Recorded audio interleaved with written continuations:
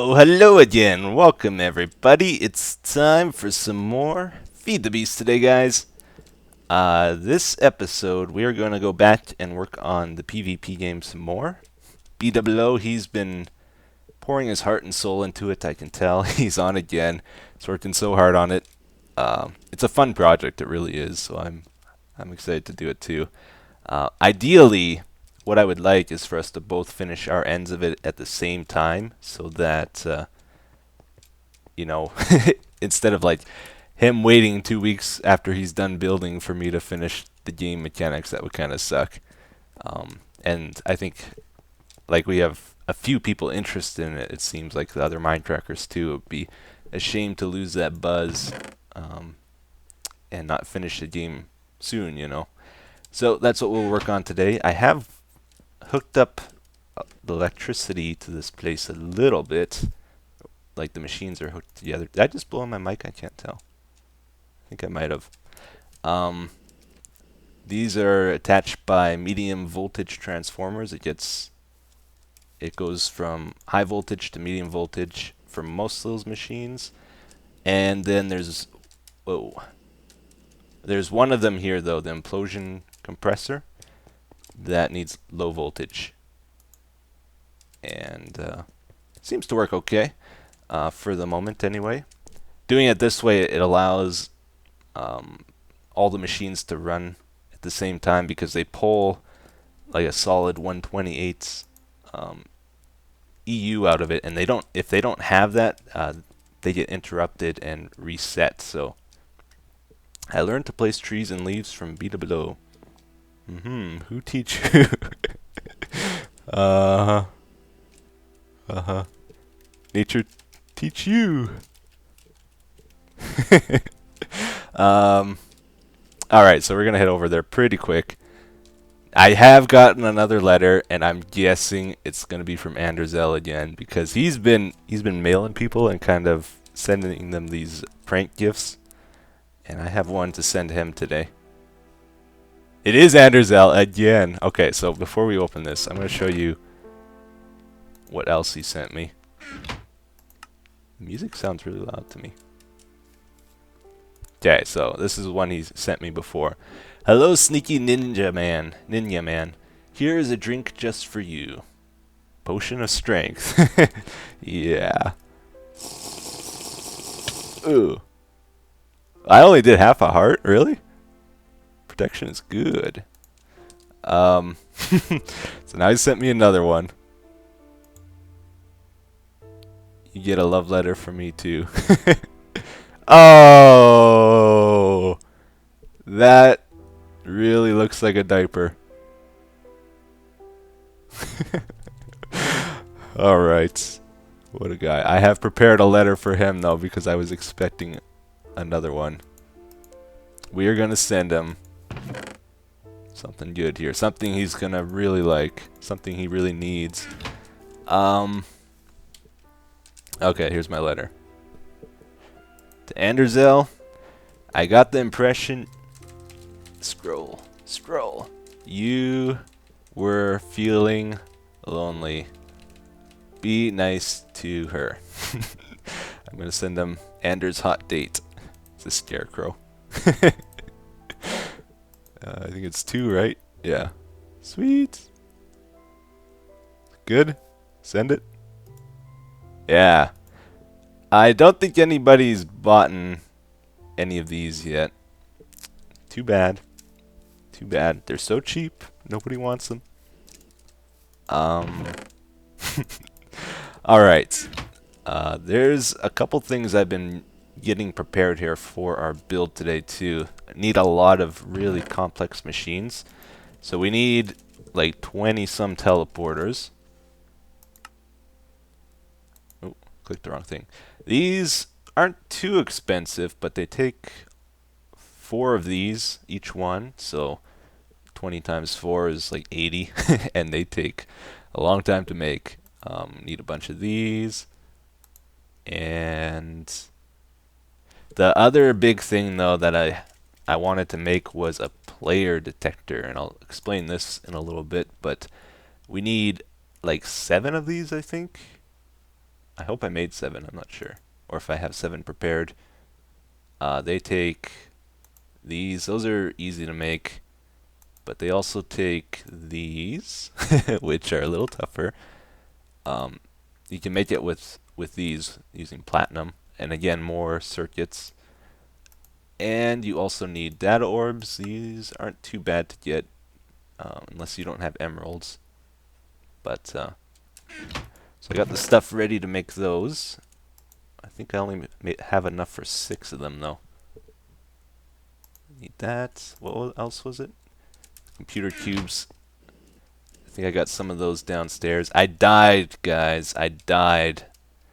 I took my jetpack out of a charger, and it created like a ghost image. Like, you know, it splits into two. The server and the client kind of lose track of each other. And usually when that happens, the jetpack disappears from like the charger and ends up in your inventory. But jumped off my islands and no jetpack. So I just fell to the ground and no big deal, right? Just go back to your death point and find your stuff, right? Well, that didn't quite happen.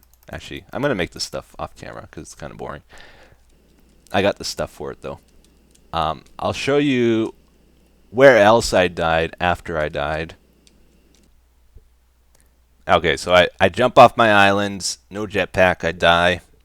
And I guess my bed was obstructed, so this is spawn on the server. This is where I started. And I'm heading over to the portal to go back to my place. You know? And for some reason, I wasn't really paying attention where I was walking, and I think I fell. Was it down here? I didn't think there was a ladder. Maybe there's another hole. I fell down here. This is where I fell. So there just happened to be a 1x1 hole I didn't see as I was walking. I fell down there, I think, and died again. No big deal, right? Well, what that did is it got rid of my death point, like the waypoint that got set. There's like a nice white lightning bolt going up into the sky to help you find your stuff again. That was gone, and I was not able to find my stuff when I went back. So, stuff despawned, and lost it all. The main thing that hurt from that, though, was my sword. It's so hard to get a good sword. And I also lost my Silk Touch drill, but I have a Fortune one now, which is kind of okay. Had to remake my laser, my gravity tool. I didn't have to remake my jetpack because I didn't have that on. Remade these goggles. These aren't as good as my other ones. I did get pretty lucky with my shoes, though. So I got pretty good shoes again. Threw a few books on that. I have enchanted about 150 books and have not gotten repair once. So that's the main thing keeping me from making a good sword again. Load world. I have actually prepared the stuff to make a new one, though, I think. Let's go down there real quick. I'm supposed to be at the PvP thing. I'll be there very soon. I'll just show you what else I did here. So these are all my books. Vorpal, Disjunction, Soul Stealer, Knockback, Fire Aspect, Sharpness. You can't get Sharpness 4. Smite, Bane of Arthropods. This is like my better books, the rare ones. Breaking. I did get a Looting 3 finally. Somewhere here. And some random stuff in here.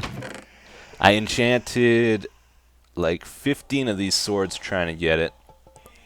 A decent one, and I didn't really get lucky with that. I did finally get one, though, that has repair on, but it has nothing on it, really.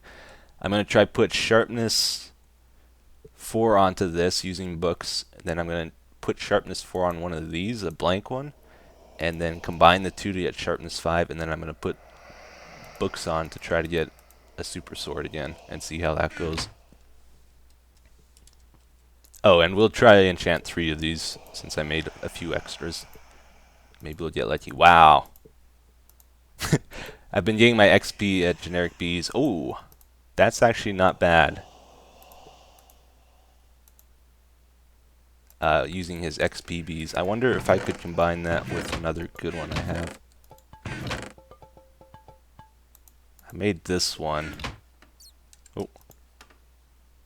Is there any way to combine this? Because it's only one thing. No. No. Alright. Oh well. I think I can build one now. Alright guys, here we are at the PvP arena. And I don't know about you guys, but I think it is tremendous. Absolutely amazing. Looks so good. BWO has done a very good job on building this, and it's coming together. He's almost done, in fact. I think he only has 2 more buildings to make. He got help from .yum the other day, and they built this tractor, which looks awesome. And I especially like this building and this one. I like the colors and the shape. Very cool. He's got vehicles around. He's got the tank. It does not shoot missiles, but he did add some buttons in it for me, I think. These red things. Very cool. Very, very cool. Not only does it look good, but it's going to play very well too, I think. So, my job, what I really need to do is I got to work on these spawn points. Each side has 3. So if somebody owns this node, this capture node, then they can spawn on this side of the map, and it randomizes between these 3, right? But there's going to be an extra level of complication to it. I'm going to use these player detectors, and with these they can, let's just plop one down here. They can detect between only you, so the guy that placed it, other players, so anybody but you, and then all players, so just everybody. That's the one we're going to be using, all players. And if it detects a player within 16 blocks of it, like it's got a 16 block radius, it can send out a redstone signal. Oh, can't place that there. It's micro blocks. And we're going to put one of those under each of these spawn points, I think. And probably a teleporter. And the idea behind that is we don't want to spawn people at a point if there's other people nearby. Especially, like, we don't want to spawn them next to an enemy, because then it's like, you're here, you're dead. You know, we want to try to avoid that if we can. Like they do in Call of Duty, like most first-person shooter games, they check if anybody's nearby before they spawn you there, and that's the idea behind this. It does add a lot of complication to the spawning logic, because the idea is, like, if there's somebody around this point, for example, we don't want to spawn them here, so then I have to randomize between only those 2 points, assuming they own only this node. If they own that node and this one here, A and C, then they have 3 more spawning points they can start at there that have to be taken into account. And if there's players at all of them, then we need to like cancel out the player detection and just spawn them randomly somewhere. So there's a lot to it. I'm not sure exactly how I'm gonna do it yet. I was looking at the randomizer from Red Power. I was hoping I would be able to use this, and I think I will, but it's not quite what I was hoping. I was hoping it would send out a pulse between these 3 sides, you know, but it just randomly chooses. It's like 3 separate things. If you constantly power it, it constantly switches. Even with like a button press, it changes quite a few times. So with this, I'm going to have to use a pulse former, which just sends out a very quick pulse. It's like a monostable circuit. And then it will just switch it once. And so every time you do that, it randomly chooses to turn this one on and on, turn this one on and off, this one on and off, and this one on and off. So it does 3 different things, but they can be on, like 2 or 3 of them can be on at the same time.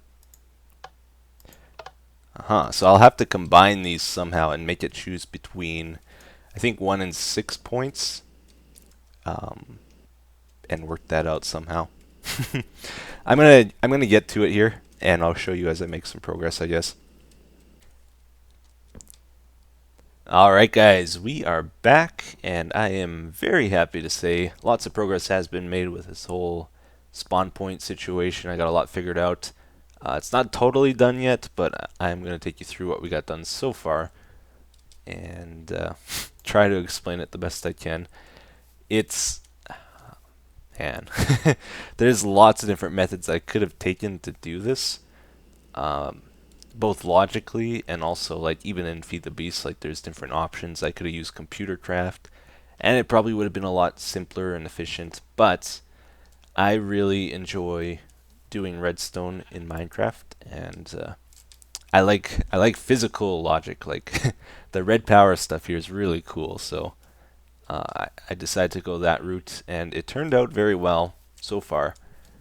And the method I chose is actually pretty clean and straightforward, but this is the heart of it here. It's basically this one of these for each teleport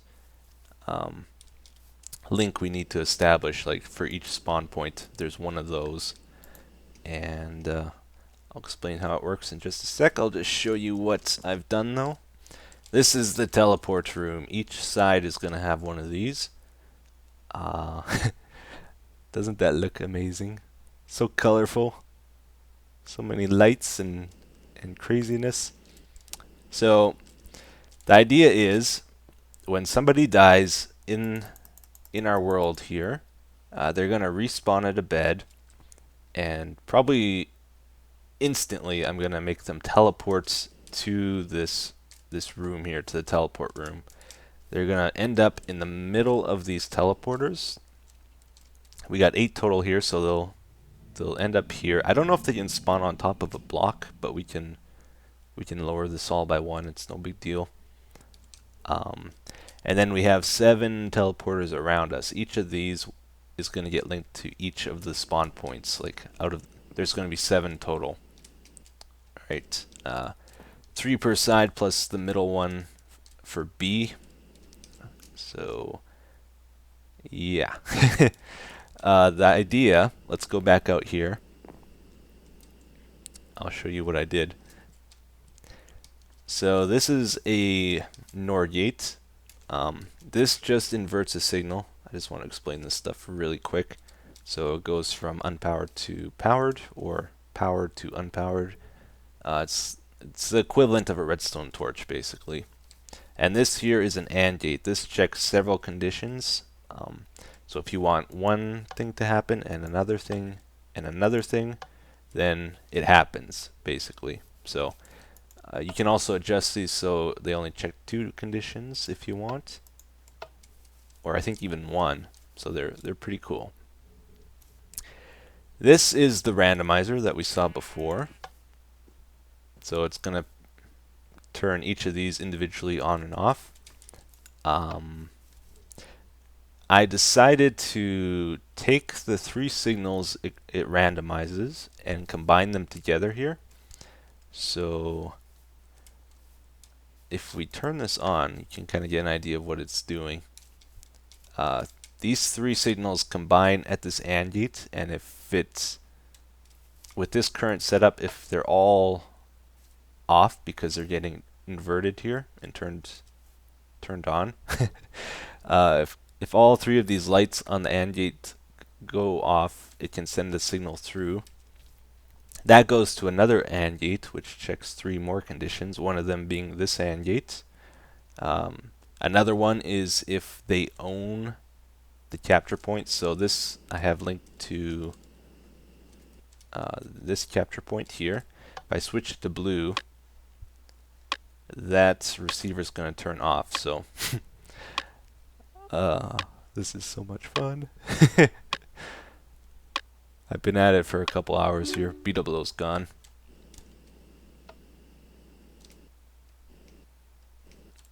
Alright, so now you can see this one's off, so it's not going to let the signal through if they don't own that capture point.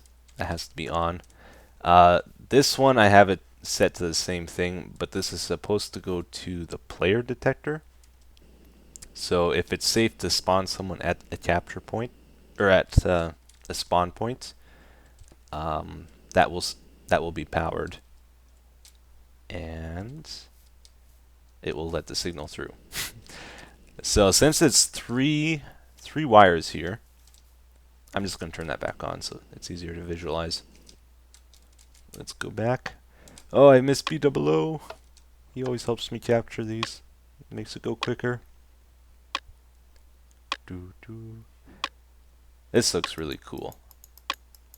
He said that's supposed to be hay. It's pretty close. Alright, so now if we go back here and we turn the randomizer on, there's 8 different combinations that can happen here, because each of these is either a yes or a no. Like there's 2 possibilities per wire.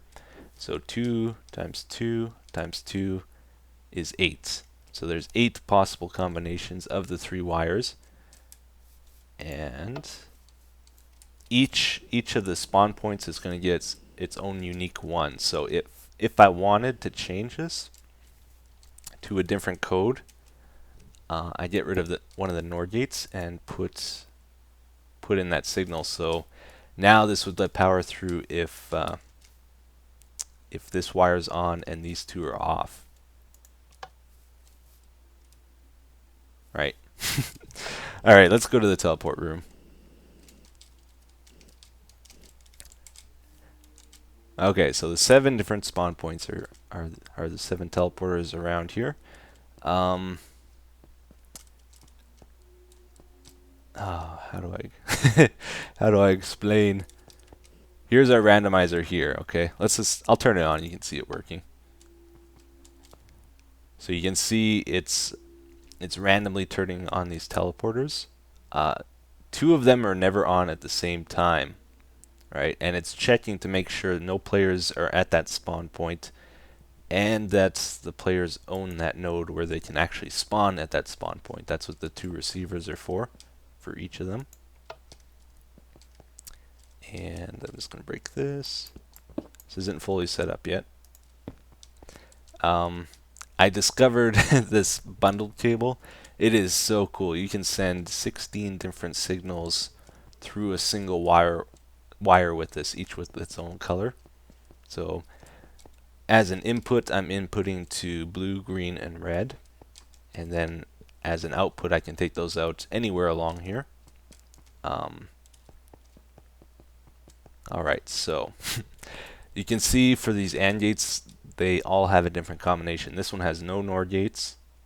This one has one on the right side. This one has one in the middle. This one on the left.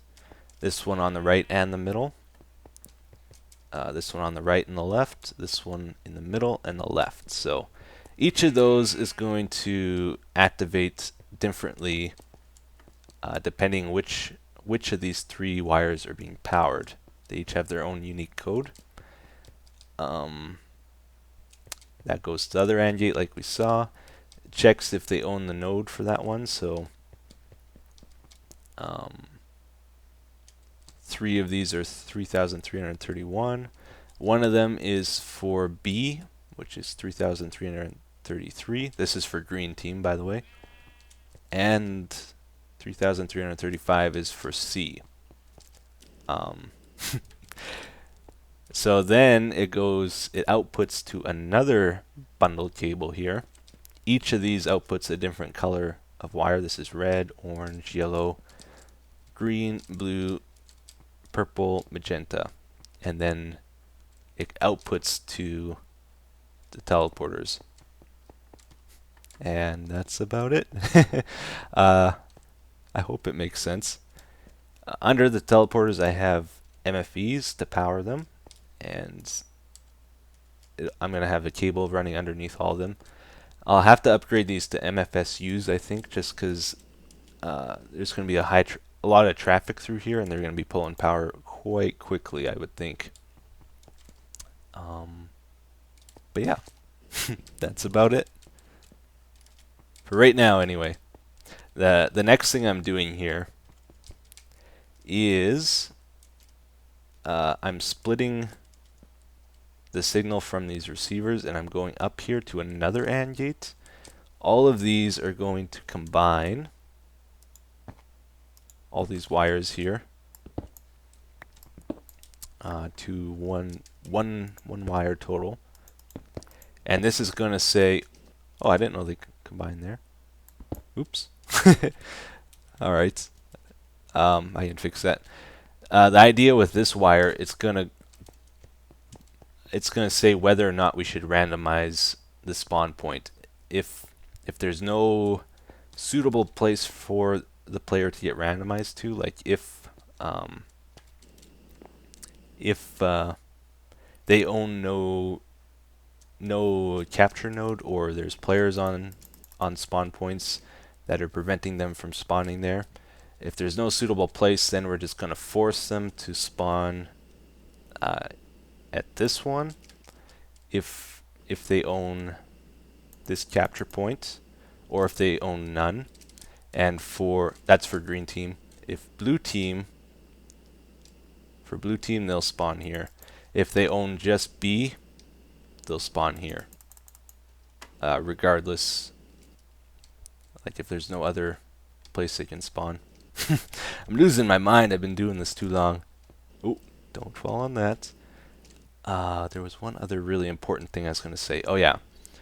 So the idea is when somebody's in this teleport room, this is going to keep running until they leave that, because there's a good chance it's going to choose a combination that's not actually going to work. Like it might have to try a few times before it finds a spot they can actually teleport to. So it should go pretty quick though, because you can see how quick it changes. Alright, I hope you get the idea. I'm not sure if I ever showed this on my channel, but this is a prank I did a long time ago. This is at the B team base.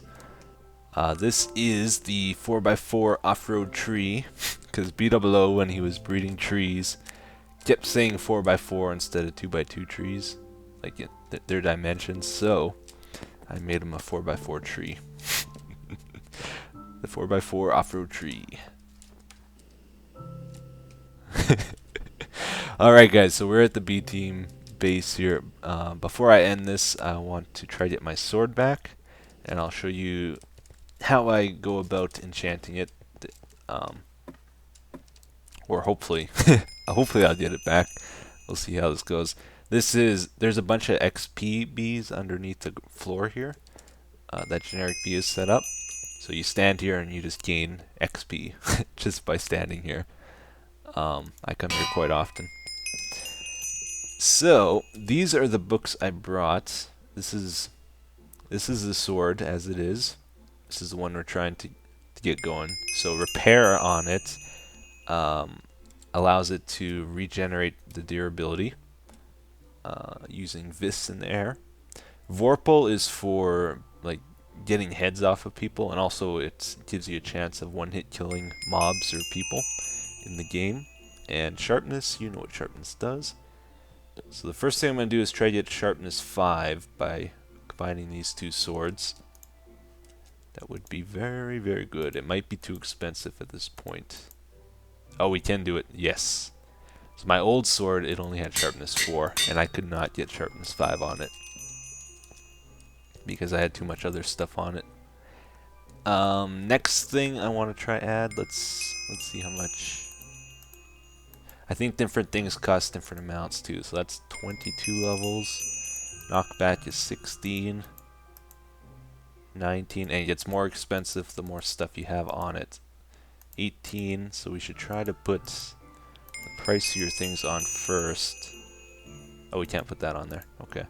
That's for soul shards, for making mob spawners. and 14. So I think looting was most expensive. Let's do that. Okay, then I think fire aspect. Oh, so that made it jump quite a bit.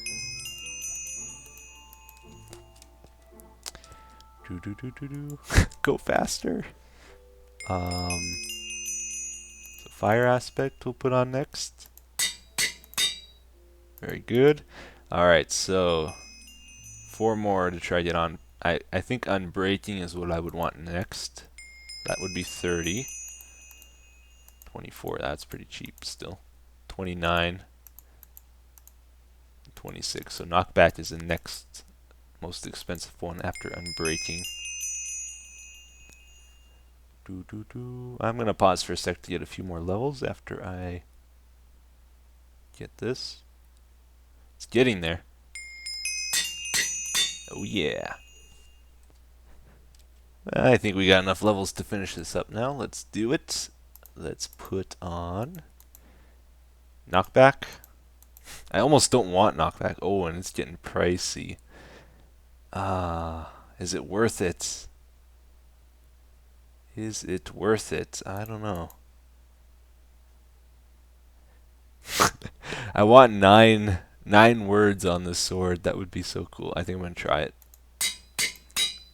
Oh, hopefully I can still afford another one. Okay, I can get another one at least. 37, 35. I'm gonna do it. Oh wait, no, it's still only 8 words, isn't it? That's right, because I can't put this one on.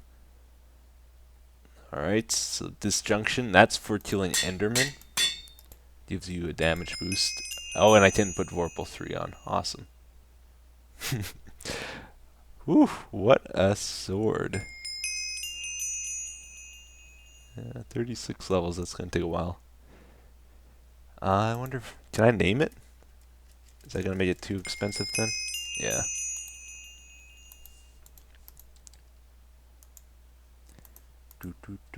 Come on. Almost there. 2 more levels. I made a Omni wrench finally instead of a regular wrench. Much more useful. And this gravity tool has a screwdriver built in too for red power stuff now. Oh yeah. Can I name it now? Oh, you can for 39 levels. I'm going to call it Chidori. Once I get there. But anyway, guys, that's going to be it for today. Thank you for watching as always, and I hope you have a good one. Bye-bye.